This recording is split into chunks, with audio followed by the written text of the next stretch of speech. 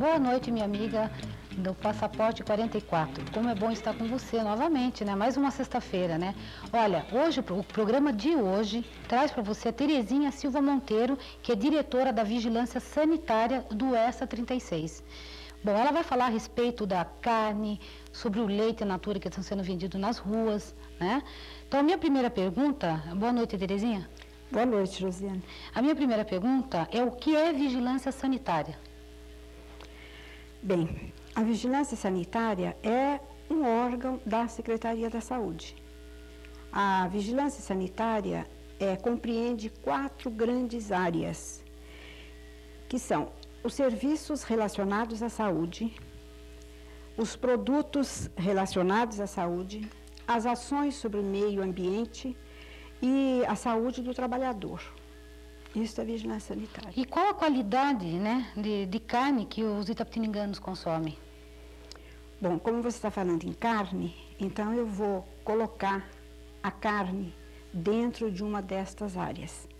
A carne é alimento, então faz parte daquela área de produtos relacionados à saúde. Que produtos compreende todos os alimentos, né, desde a sua fabricação, o comércio e os medicamentos. Certo. Tá? Como você me falou sobre um problema carne... É verdade, Terezinha, que 90% da carne de Itapetininga é clandestina? Olha, assim, dizer para você com muita segurança é 90% é um pouco perigoso afirmar que seja certo. 90%. A gente acredita, sabe, que seja por aí o índice de carne que é vendido clandestinamente. Aliás, a carne, o boi é abatido clandestinamente, quer dizer que a carne é colocada no mercado ilegalmente. E quais os riscos, né, que as pessoas têm em consumir esse tipo de carne? Bom, olha, falar sobre isso, vamos tentar, sim, colocar algumas coisas. Só para você ter uma ideia, a questão de aproximadamente uns 4 ou 5 meses, nós recebemos uma denúncia aqui de que num bairro aqui da nossa região, né, alguém teria abatido um boi que estava doente e pretendia colocar esse boi retalhado, colocar no mercado, né? Olha, é um absurdo, não? Pois é, aí nós saímos, eu lá com a minha equipe, com os agentes de saneamento, né, que trabalham com a gente, nós saímos e ficamos nesse bairro, tentando localizar a pessoa, tentando saber se realmente tinha fundamento aquilo lá. E nós verificamos assim, que algumas coisas levavam a gente a crer que era verdade. Mas, infelizmente, a gente não conseguiu detectar a veracidade do fato, sabe? Nós sabíamos que o boi foi morto, mas a gente procurou esse boi em todos os açougues.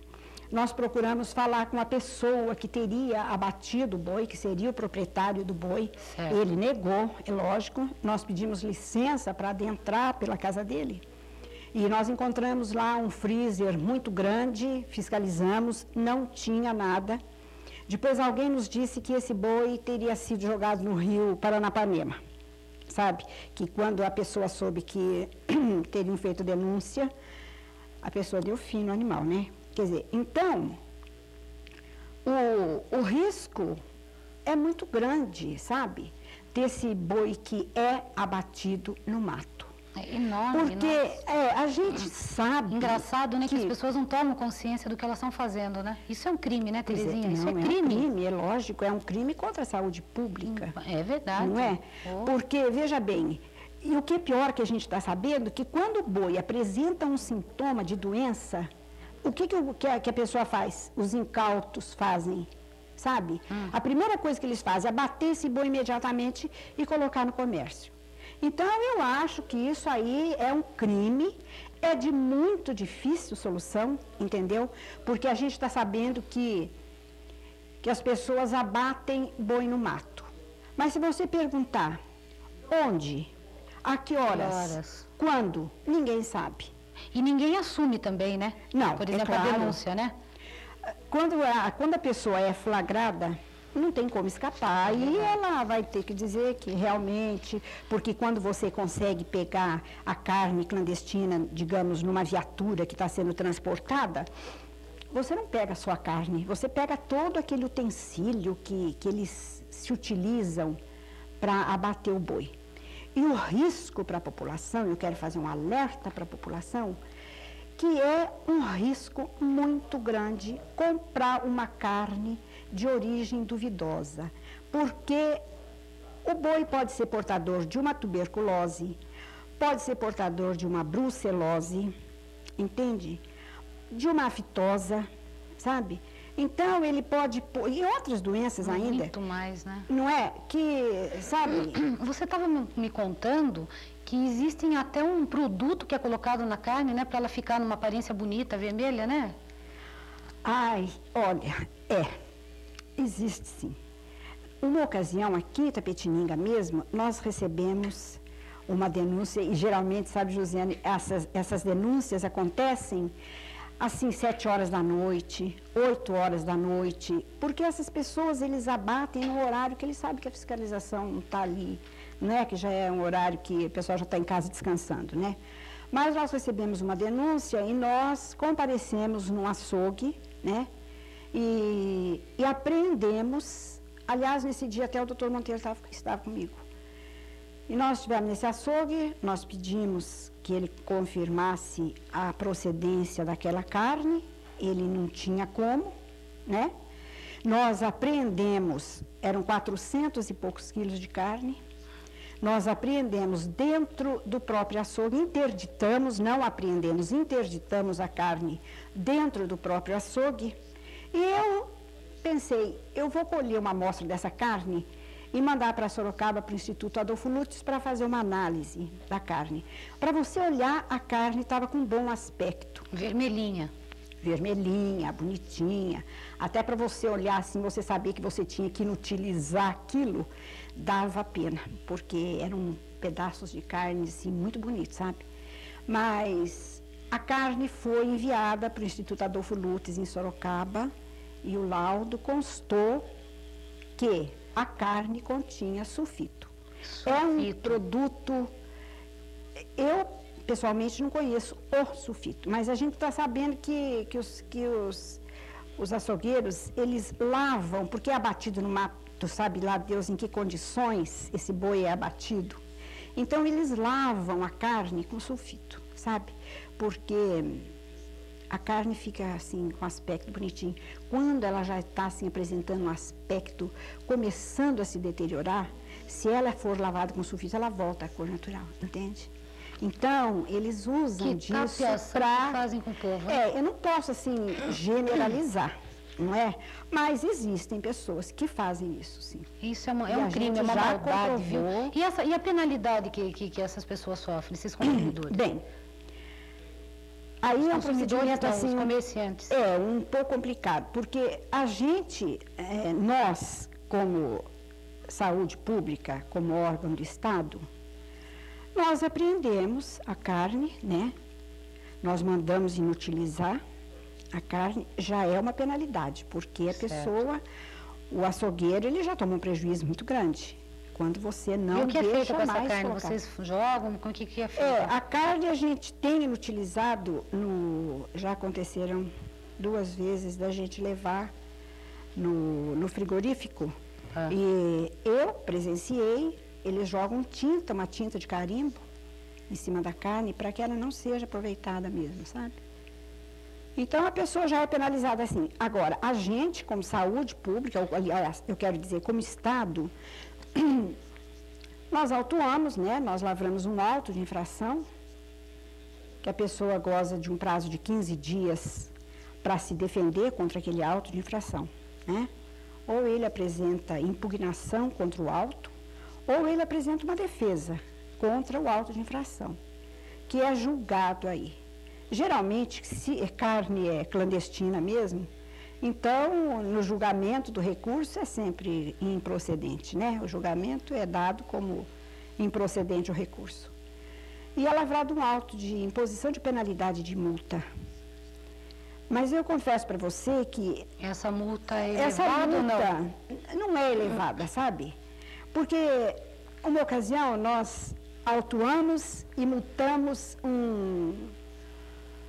o proprietário de um açougue, e ele declarou que, aliás, ele foi multado porque ele estava vendendo carne previamente moída. Que é outro problema, né? Que é outro problema, que nós podemos falar sobre isso. É verdade. Isso é bom você fazer um alerta para que as pessoas não comprem essa carne, né? Que já está... Então, nós lavramos uma multa, porque a multa, ela é classificada, entende? Se a pessoa... Existem, por exemplo, agravantes e atenuantes, né? Se a pessoa foi pela primeira vez, se ela demonstra interesse em corrigir a falha, entende? Se ela não é reincidente, a gente classifica como infração leve ou grave. A gravíssima é quando é reincidente ou quando acontecem problemas assim, né, maiores. Mas a gente está sabendo não acha que essa multa está sendo muito baixa, por isso que continua o abate clandestino? Exatamente, é o que eu quero te falar. Veja bem. Devia dar cadeia, para mim devia ir direto para a prisão, porque eu tenho certeza que para o filho dele ele não ia dar essa carne, para a família ele ia dar para os outros aí, né? Mas para a família ele não dá, tenho certeza certamente, que não. Principalmente as pessoas que a gente tem conhecimento de que abatem o boi quando ele está com sintoma de doença. Eu, sinceramente, não acredito que ele vá utilizar essa carne em casa. Ah, né? Não vai. Imagina. Que não. Isso eu tenho certeza então, que não. É dinheirinho no bolso, né? É mais dinheiro logrando no bolso, o povo. Sonegando impostos. Exatamente. Né? Viu, Terezinha? Vamos falar um pouquinho agora da carne previamente moída também. Sei. Olha, eu estava te falando até, eu queria chegar nesse ponto aí que eu estava falando, da importância da multa. Eu conversei com um açougueiro e cheguei um dia e falei, você não está sabendo? Apesar de que era um sábado e eu não estava ali como autoridade sanitária, inclusive eu não portava auto de infração nem coisa nenhuma. Mas eu falei, gente, vocês estão vendendo carne aqui, você não está sabendo que não pode vender carne previamente moída? Vocês já ganharam uma multa, vocês vão receber outra. E sabemos que tem lá naquela carne moída, né? Porque ali deve ser tudo o resto, muxiba, o que for, eles colocam exatamente. Ali. Mas o açougueiro me falou assim, o açougueiro me disse assim, é preferível pagar a multa e continuar vendendo. Quer dizer, deve ser um negócio bem rentável, né? Deve dar um lucro grande. É lógico, porque ali você imagina a mistura do carne que pode. Ali tem muxiba, tem sebo, tem de tudo misturado e o povo compra como carne de primeira. A gente não sabe, assim, a qualidade da carne que é previamente moída. A carne é por lei que a carne deve ser moída na presença do consumidor. O que eu acho importante foi uma colocação que você fez para mim lá no ESA, que eu achei importantíssima. Não citar, por exemplo, as pessoas que não estão seguindo a lei, mas sim citar aquelas que estão seguindo. Por exemplo, hoje, você vem até no meu programa, está aberto para você vir. Olha, gente, compre carne naquele açougue, que aquele açougue está vendendo carne boa, ou compre pão naquela padaria, porque assim vai aumentar a freguesia desse açougue, ou vai aumentar a freguesia dessa padaria, e vice-versa. Eu quero deixar claro para você... Porque, por mim, assim, já tinha que denunciar também quem não está sendo correto. Com relação à carne, eu acho muito difícil a gente conseguir fazer isso. Com relação à carne, entendeu? Porque, primeiro, nós temos um grande problema no ERSA, que é a falta de pessoal. Você sabe que nós contamos com, eu vou dizer assim, com 2,5 agentes de saneamento. Meio, porque 2 agentes trabalham em 8 horas de serviço. E tem um outro que trabalha oficialmente. Ele trabalha, é daquele tempo que você podia optar por 6 ou por 8 horas de serviço. Esse senhor, ele trabalha 6 horas, sabe? Então, eu digo assim, são 2,5 agentes, né? Certo. Que são os encarregados de fazer fiscalização em todos os setores assim, relacionados à alimentação Muito e pouco. até outras coisas. Só que não dá para você de tudo, porque nós temos que fiscalizar. Mas, Terezinha, por que não fazer, por que não denunciar? Por que não colocar, por exemplo, não servir do meio de comunicação, rádio, televisão, e denunciar? A gente tem feito que fazer isso, sabe, Terezinha, dentro do precisa possível. acabar com essa palhaçada. É. Isso é um crime que estão fazendo com a população. É verdade, a gente tem feito isso. O que a gente está tentando fazer é, por exemplo, municipalizar os alimentos, sabe? Seria eu acho que é um negócio irreversível, porque é constitucional, né? Consta na Constituição, quer dizer, as prefeituras terão que assumir essa responsabilidade de vigilância sanitária como um todo. Mas a vigilância sanitária, na parte de alimentos, por exemplo, as prefeituras não estão preparadas para assumir a vigilância sanitária como um todo, porque é como aquilo que te falei, são os serviços de saúde, são as ações sobre o meio ambiente, sabe? São os produtos relacionados à saúde, é a saúde do trabalhador. Então, é muito difícil, acho que nem a Prefeitura de São Paulo assumiu isso aí. Inclusive, esses dias, até foi bom ter feito esse programa, que tem uma tia minha, eu estou com a minha menina que está com probleminha de anemia, e eu fui comprar fígado. Minha tia falou, não faça isso, não dê fígado para sua menina. A gente não sabe que tipo de qualidade a gente está comendo a carne. Né? Então, até parei de dar, porque a gente fica até com receio. Sabe, isso aí, sabe, a questão Terezinha? da carne é uma questão, assim, da gente conseguir, que eu acho muito difícil, estou sentindo uma dificuldade muito grande, de conscientizar o próprio, o produtor, a pessoa que vende a carne, entende? Ele teria que ter consciência. Mas, Terezinha, eu tenho certeza que se você começar a mudar a tática, você entendeu? Tem que mudar. Porque vai chegar num ponto que só no bate-papo, na conversa com eles, não tem jeito. Você vai ter que Josiane, mas denunciar. aí nós caímos naquilo, bem, porque nós não temos como fiscalizar todo mundo, todos os dias, Mas organiza, e verificar, tal dia entendeu? vocês vão, por exemplo, fiscalizar Não tem tal como, assunto. bem. Não tem não, como. não tem como. Porque nós, por exemplo, lá na Vigilância Sanitária, existem muitas reclamações todo dia. Existem, por exemplo, agora, nós enfrentamos há pouco o problema da dengue. Né? Certo. Nós estamos nos preparando agora para enfrentar o problema da cólera. No caso da dengue, por exemplo, você tem que ver pelas prioridades. A gente tem que agir conforme as prioridades. Naquele momento, o que era prioritário?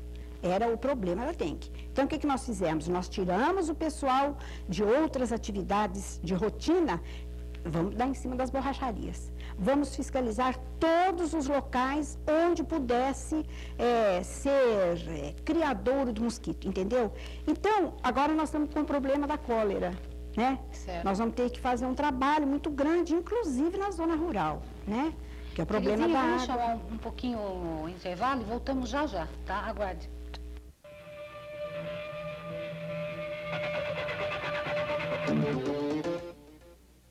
Minha amiga dona de casa, você que está acostumada a me assistir todas as sextas-feiras, às 19h30, no programa Passaporte 44, já deve ter notado que em matéria de limpeza e qualidade sou exigente. Você deve estar cansada de ouvir por aí que leite é tudo a mesma coisa. Mas agora chegou um leite que irá fazer você mudar de ideia. É o leite tipo A Anália Franco. Vamos conhecer um pouquinho a Fazenda Anália Franco? A Fazenda Anália Franco investiu na tecnologia para produzir saúde a você. Cuidando do animal com muita higiene, dispensando o contato manual para que você seja a única pessoa a tocar no produto, a tecnologia de produção em circuito fechado garante a qualidade do leite tipo A da Fazenda Anália Franco.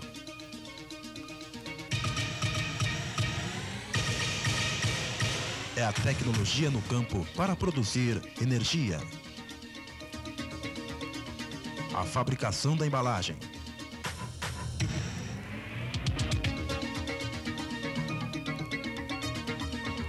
O engarrafamento na própria fazenda. Testemunham o cuidado com a higiene para garantir a sua saúde. Por isso que as diversas fases de produção do leite tipo A da Fazenda Anália Franco provam a você que este leite também é branco, mas é diferente. Como vocês puderam ver, qualidade é a principal forma de se apresentar um leite tipo A. Um leite saboroso, isento de qualquer tipo de bactérias. O sabor de antigamente na embalagem diferente.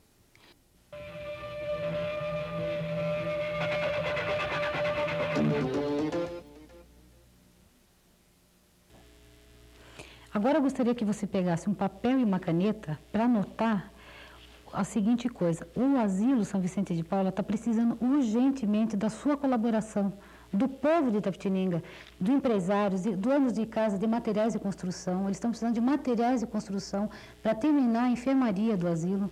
Estão precisando da farmácia com medicamentos, da senhora dona de casa. Às vezes a senhora tem algum medicamento que já não usa mais, então manda para o asilo. Então anote, o medicamento é o seguinte: é Frudilate comprimido, Frudilate Retard comprimido, Venalote comprimido, Estugeron 75 mg, Estugeron 25 mg, Venocurt triplex, Floratil 100 mg, Beneva 300 mg, Nicopaverina, Ancorol, Floxacin 400 mg, Carnabol vitamina, Oxcod 10 mg, pomada, Pisorex, Iroxol e Furacin.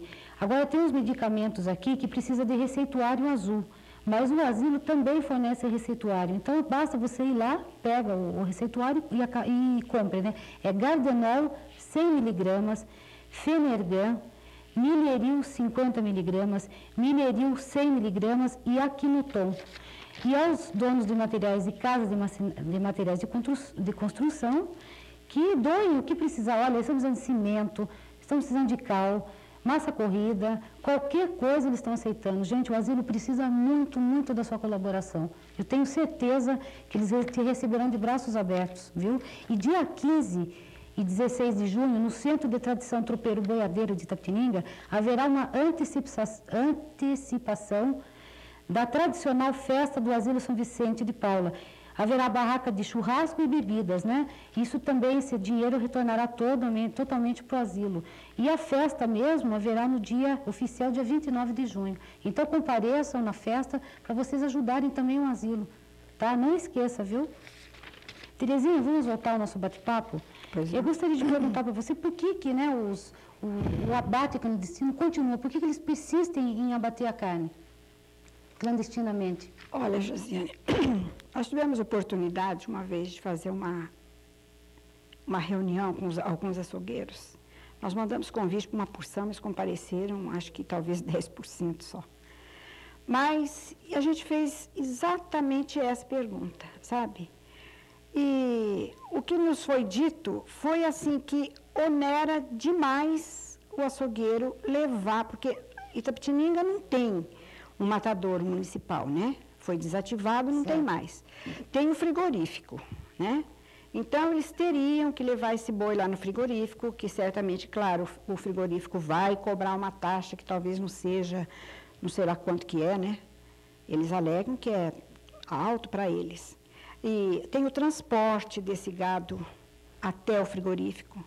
Então, existe uma série de coisas assim que mina um pouco o lucro do açougueiro, sabe? Certo. Talvez não mine um pouco, porque deve minar bem, porque eles alegam isso, sabe? Que o que sobra para eles é muito pouco. Se for para eles fazerem legalzinho, bonitinho, como deve ser, que impostos, eles pagam imposto disso, daquilo, sabe? O que eles disseram foi isso. Agora, por que em São Paulo, nas feiras, as carnes são vendidas nas feiras, assim, publicamente expostas, e aqui em Itapetininga isso não acontece? Por que lá pode ou não pode? Como é que é isso? Olha, a lei não permite, porque existe um dispositivo legal que é bem claro, quando ele diz que os alimentos devem ser protegidos de contaminação, entende? Ou pela poeira, ou pelas moscas, ou pela própria mão do consumidor, que principalmente a dona de casa tem o hábito de ir lá furar a carne e ver se está, não é? Então, aqui nós já fomos procurados na vigilância sanitária por pessoas que tinham a intenção de deixar a carne. E a gente está conseguindo segurar essa, entendeu? Nós indefinimos, nós conversamos com a pessoa. Quer dizer que São Paulo não pode também. São Paulo também não pode. Agora, eu tenho impressão, porque a lei é estadual. Agora, eu tenho impressão que São Paulo, Eu acho que deve ser, se aqui para nós é difícil, você imagina São Paulo. O que deve fazer vigilância sanitária em São Paulo? Como deve ser difícil, com as dificuldades que o Estado tem, como deve ser difícil fazer vigilância sanitária de alimentos em São Paulo. E nem as carnes não podem ficar nem penduradas, né, Terezinha? Não pode, nem dentro do açougue. Você está me falando que existem açougues que usam até uma luzinha vermelha para mudar a coloração da carne também, é isso? Dentro no expositor? Eu não tive oportunidade, porque eu não faço fiscalização nos açougues. Certo. A não ser, eventualmente, assim, lá onde o outro, quando a circunstância obriga, às vezes eu sou obrigada a ir, né? Mas, rotineiramente, eu não vou. E não posso dizer para você se em Itapetininga tem algum açougue que usa esse artifício. Mas eu posso dizer que é um artifício que é utilizado por açougueiros, entende? Eles ligam lá uma lâmpadazinha vermelha, a carne fica com aquele aspecto bonitinho, impressiona o Agora, eu acho que uma grande parte também é a falta de informação, né? Do consumidor também, porque ele olha ali a carne que está lá, acha mais fácil, não tá com pressa, não quer esperar, acaba comprando aquela carne ali. Você já pensou se fizesse um boicote, ninguém comprasse? Ai, mas isso que tinha que acontecer, a população tinha que tomar consciência. Difícil, né? Realmente é um problema, o problema básico, eu acho que é educação. Educação, eu também concordo. A partir do momento que a população se conscientize de que ela não só tem direitos de ter deveres, né? Ela tem direitos também, não é só direitos de ter deveres. É muito comodismo, Terezinha, é muito comodismo. Então, é verdade. Acho que é muito comodismo. A pessoa quer ir lá, comprar, eu acho até que não seja assim, eu já acho que é comodismo, só comodismo, sabe? Eu acho que é uma série de coisas, a própria circunstância social, sabe? Cria um problema, assim, que às vezes a pessoa não está nem aí com o negócio, sabe? E nós, brasileiros, nós primamos, né, por sermos, assim, dar aquele jeitinho meio, sabe? Agora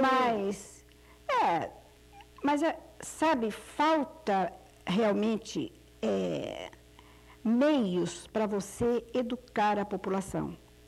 Tentar educar a população até se tenta dentro do limite, né? Dentro daquilo que é possível. Viu, Terezinha? Até eu gostaria de convidá-la, né, para você voltar na semana que vem no programa, para a gente falar sobre o leite natura, sobre o lixão, né? Porque diz que está sendo um problema muito grande esse lixão também, o depósito de lixo de Itapetininga. Eu sei que você tem muita coisa a comentar. Quero convidar também o senhor Campanella, da Prefeitura, para vir falar sobre esse problema do lixão de Itapetininga. O senhor Miguel, o doutor Miguel Cortez, que ficou de vir nesse programa, mas que não pôde, mas ele já confirmou a presença dele na sexta-feira, né? Quarta-feira é o dia que nós vamos gravar o programa, e gostaria de pedir que a senhora viesse também nesse programa para a gente falar, porque tem tanta coisa ainda para ser falado. Sobre o leite também é um problema muito grande, né? Que vocês estão enfrentando. É um problema muito sério. Pois é, a gente está tentando solucionar e tal. Está sendo assim um bocado muito difícil também, né? Eu posso até explicar para você quais as dificuldades que a gente enfrenta para a solução desse problema, que o maior deles é a falta de pessoal, né? E posso, sim, a hora que você quiser. Certo, então já está convidada. Sobre vigilância sanitária, há muita coisa que pode ser dita, né? Porque é muito abrangente, parece que, se você parar para pensar naquelas 4 grandes áreas que compõem a vigilância sanitária, você vai ver que parece que abrange todos os setores. Então, sobretudo, a gente pode ter... Então, está aí feito o convite ao seu Campanella, que compareça, né, na semana que vem, para o programa da semana que vem, para falar sobre o lixão de Itapetininga. Se ele não puder vir, ele que mande uma pessoa no lugar dele. É muito importante a sua presença aqui. E do Miguel Cortez, né, doutor Miguel Cortez, que também irá vir falar sobre o leite, né, o leite natura. Terezinha, chegamos ao final do programa. E na semana que vem estamos de volta, então, hein? Com o tema sobre o leite e sobre o lixão de Itapetininga. Eu, se tiver a oportunidade, vou filmar o lixão e vou mostrar para vocês aonde que está sendo. Olha, gente, eu gostaria de agradecer também ao senhor José João Marques, que é o gerente da Funerária Camargo. Porque houve o seguinte, vou resumir rapidinho para vocês o seguinte. Faleceu uma criança de 9 meses e, mesmo com atestado de pobreza, Ele esteve na funerária Camargo e a funerária cobrou 20 mil caixão, um caixãozinho desse tamanho, feito de plástico, grampeado, sabe? Não vale 20 mil, mas enfim, cobraram, mesmo com atestado. Mas, quando eu fui falar com o gerente não estava presente quando o casal esteve lá comprando o caixão. Mas depois eu retornei lá e falei com o gerente, então ele me devolveu o dinheiro, o cheque e deu esse caixãozinho. Então, gostaria de agradecer pela caridade que ele prestou. E ao cartório de registro civil também, que fica em frente à maternidade, que eu também fui conversar e eles devolveram o dinheiro, né, a esses pais dessas crianças. Então, muito obrigada a todos vocês e continue com essa caridade. Pense no próximo, que é muito importante. Você não tem nada a perder, só a ganhar. É um tijolinho a mais que você está colocando no céu. Terezinha, boa noite, muito obrigada. Boa noite. Uma boa noite a todos, um bom fim de semana. Estaremos de volta na próxima semana, se Deus quiser. Tchau, tchau.